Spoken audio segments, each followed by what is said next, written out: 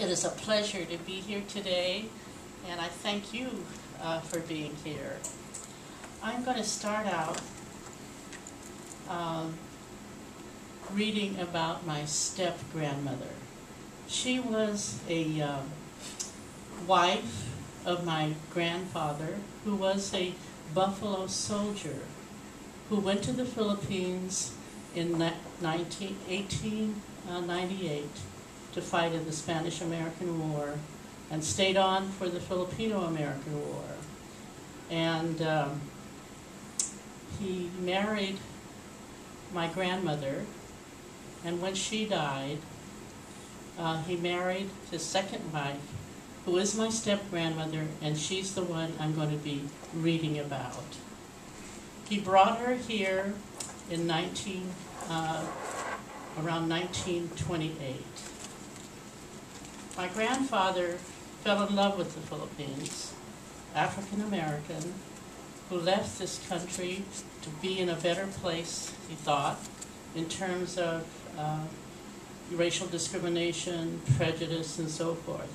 And he learned to love the Filipino people, and when he was fighting, he aimed, apparently, this is what Grandma told me, he aimed at the bushes and at the trees because he would not shoot Filipinos, because he felt a strong identification with them, because the Caucasians were calling, the white soldiers were calling the African-American soldiers savages, and they were also calling the Filipinos savages at the time. And so he identified very strongly with the Filipinos.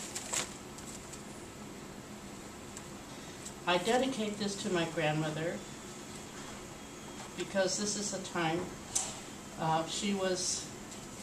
it's kind of timely because this is Women's History Month, and these immigrant women who came here with their Buffalo soldier husbands paved the way for many Filipinos to come here in the later years.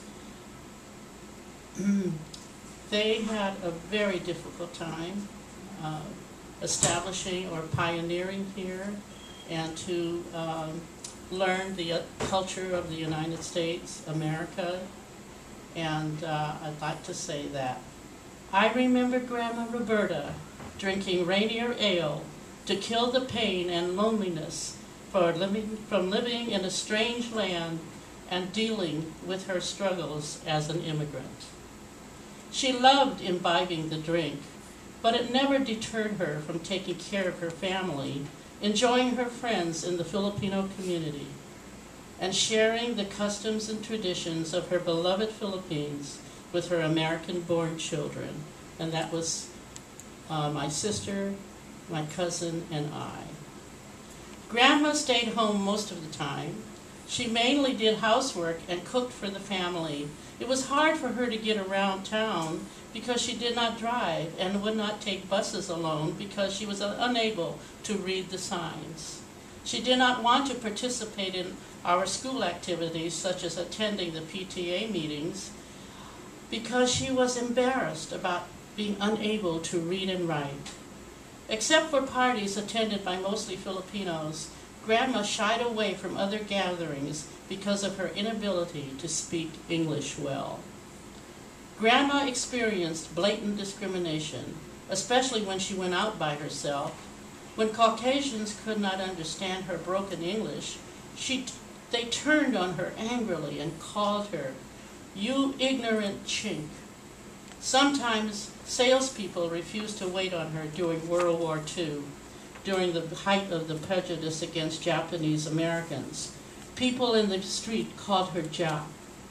Vendors sold her lowest quality goods. Consequently, she felt comfortable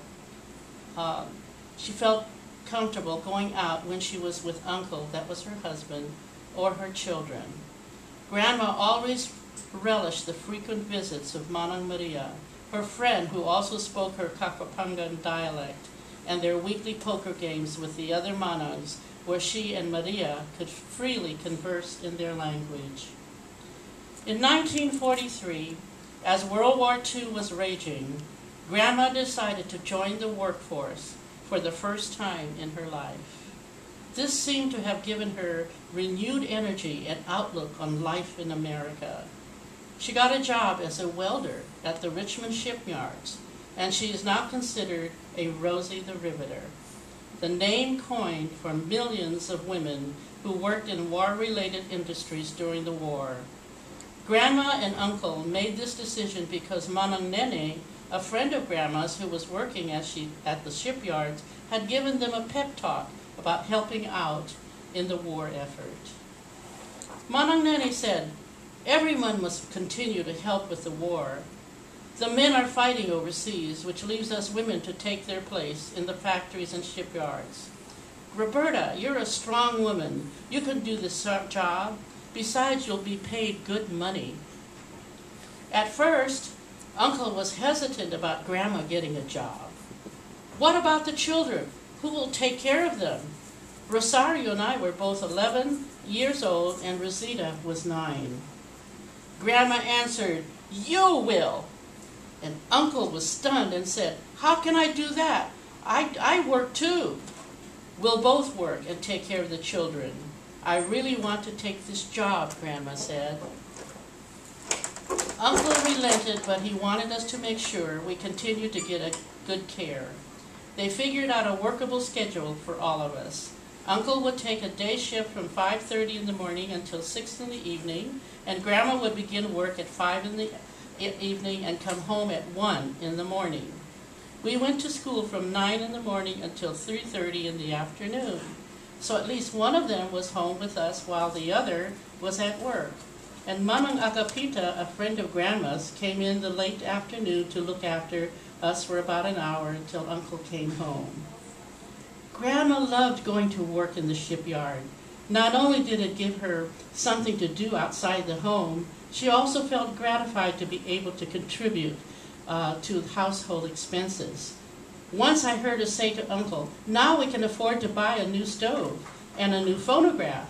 She also felt proud that she was contributing toward the war effort, further boosting her self-confidence.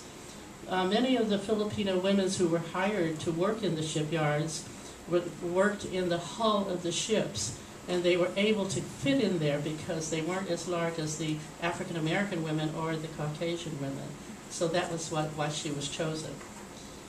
Grandma was trained on the job and found creative ways to overcome her illiteracy and limited English skills. She asked Manang Nene to interpret the rules and regulations in Tagalog, and Manang Nene, who worked alongside of Grandma, also offered to help her read, answer questions from her supervisor, and translate when necessary. Because a welder mostly worked alone and did not need to relate to the other workers, Grandma was able to survive on the job, even during off hours. She tried to learn as much as she could about her workplace. Sometimes I'd hear Grandma ask Uncle to interpret a specific rule at the shipyard.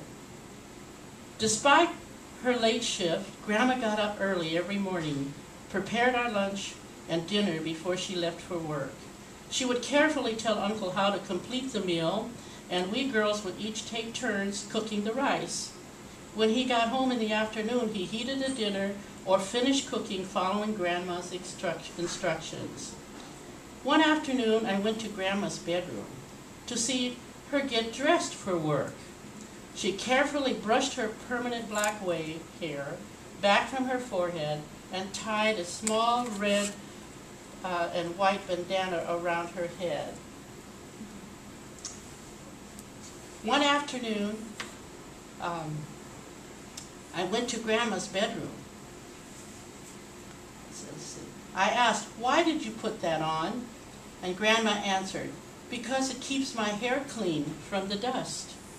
Then she put on her dark blue overalls, and I sat on the edge of the bed watching her pull up the buckles to latch on the suspenders. Stacked on a big wooden chair in the corner of the bedroom was her helmet, goggles, and special apron for holding tools. She took the helmet and placed it on the top of the bandana and tied the leather strap around her neck. She looked formidable and intimidating, almost like a man. Then Grandma took the helmet off and put on her lipstick and powdered her face, making her look pretty again.